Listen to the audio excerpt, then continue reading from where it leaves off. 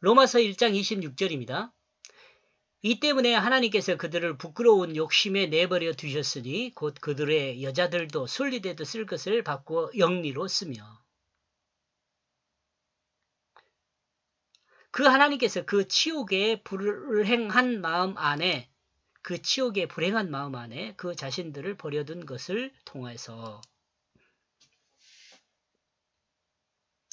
여기서 하나님께서 치우고 불행한 마음 안에 버려뒀다는 것은 아담의 범죄 후 드러난 죄를 따라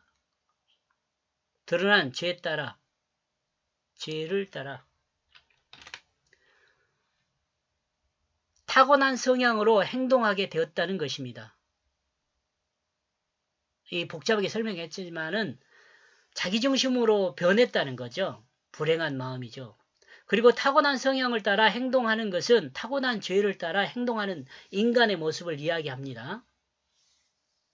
타고난 성향, 이 아담으로부터 타고난 성향, 그게 뭐예요? 자기 마음대로 행하는 거잖아요. 인간이 하나님 말씀에 그 간섭을 받지 않고 개인의 마음의 욕정대로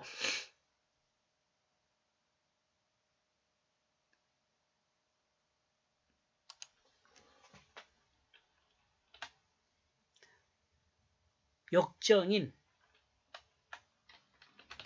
자기중심으로 행동하는 것을 말하고 있습니다. 하나님이 버려두었다는 것은 인간의 자기중심적 행동을 용납하셨다는 것입니다. 하나님은 인간에게 선택권을 주었습니다. 자유의지라고 하죠.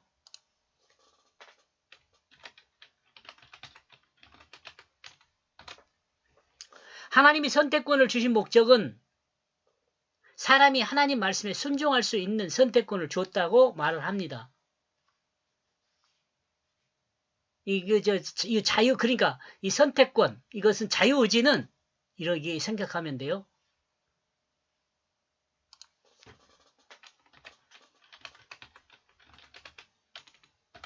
인간에게 자유의지를 주었는데 이 자유의지를 준 목적이 뭐냐 그러면 하나님 말씀에 순종할 수 있도록 자유의지를 준 거죠. 서철원 교수님은 이렇게 이야기를 하더라고요.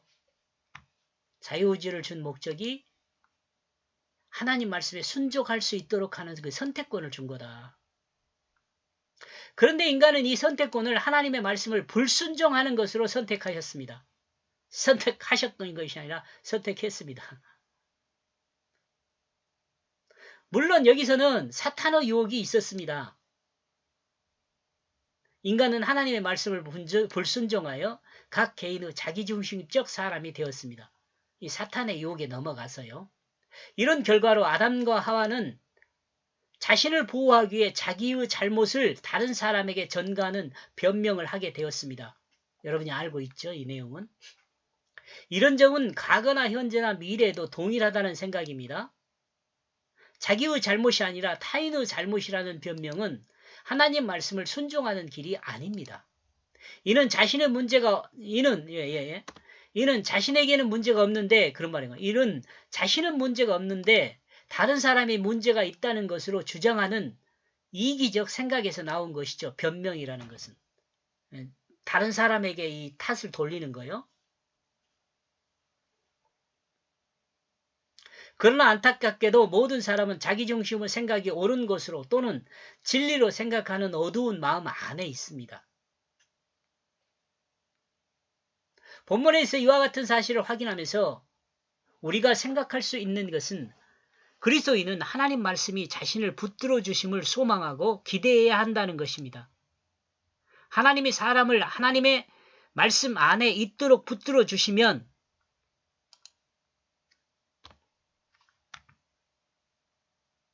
하나님 말씀이 그 성향을 따라 삶을 진행합니다.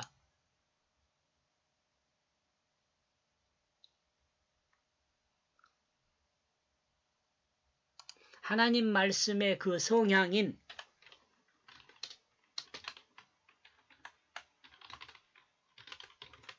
진리를 따라 삶을 진행합니다. 그러나 하나님이 각자의 자기중심에 버려두면 육체의 성향을 따라 치욕스럽고 불행한 마음인 동물적 욕정의 그 죄에 빠져 살게 됩니다. 그러므로 이것뿐 아니라 그 여자들도 그 자신들의 그 육체를 쓸 것을 바꾸었다. 그 타고난 성향에 의한 것을.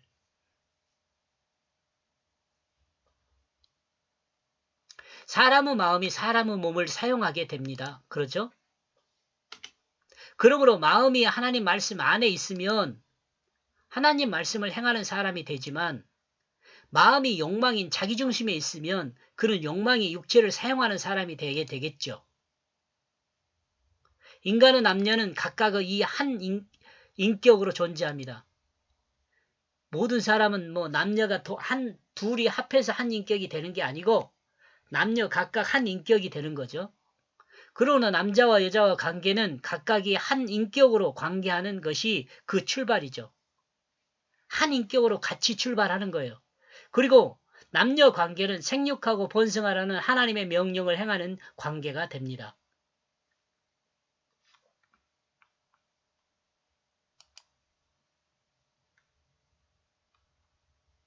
이는 한 인격으로 할 수 없는 것입니다. 생육하고 번성하는 일은요, 한 인격으로 할 수 없는 거죠.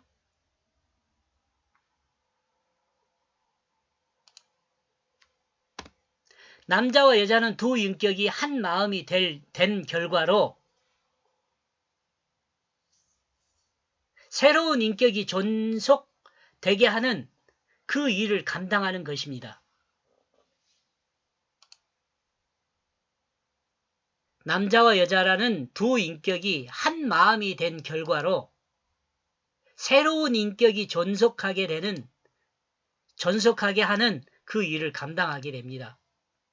우리는 이를 남자와 여자의 사랑이라고 표현합니다.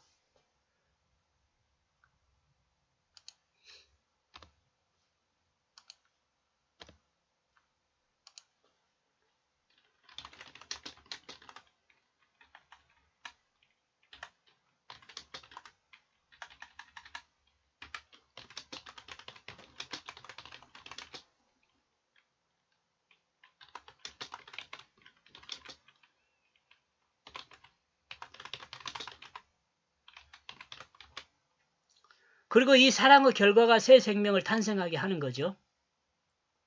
이러므로 남녀 간의 성관계의 목적은 새로운 인격 탄생에 있다고 볼 수 있어요. 즉 생육하고 있다고 볼 수 있는 거죠. 이러므로 남녀의 성관계는 쾌락에 있지 않고 생명 출산에 있다는 것으로 봐야 합니다. 그러나 사람들은 성향은 쾌락을 즐기는 성향이 강합니다. 그러므로 생명 출산이란 순수하고 거룩한 일보다는 자기의 성적 쾌락을 위해 자기의 육체를 사용하는 것으로 바꿔버렸습니다. 앞에서 우리는 사람을 움직이는 것이 육체 안에 있는 마음이라 이야기했습니다. 그런데 이 육체의 마음이 정욕을 따르는 자기중심에서 육체의 욕망을 따라 쾌락을 즐기는 것으로 육체를 사용하게 되었다는 것을 말합니다. 늘 반복하여 말하지만 하나님 말씀이 사람의 육체를 사용하는 것이 아니라 육체의 욕망인 자기중심이 사람의 몸을 사용하여 그 더러운 죄를 드러내는 사람으로 살고 있는 거죠.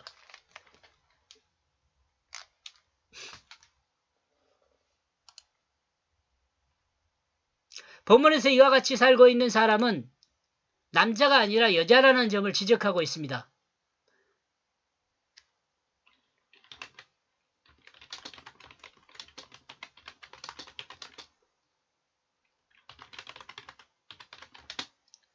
네, 여기서 이제 여자에 대해서 이야기를 했고요. 이 다음에는 남자에 대해서 설명을 합니다.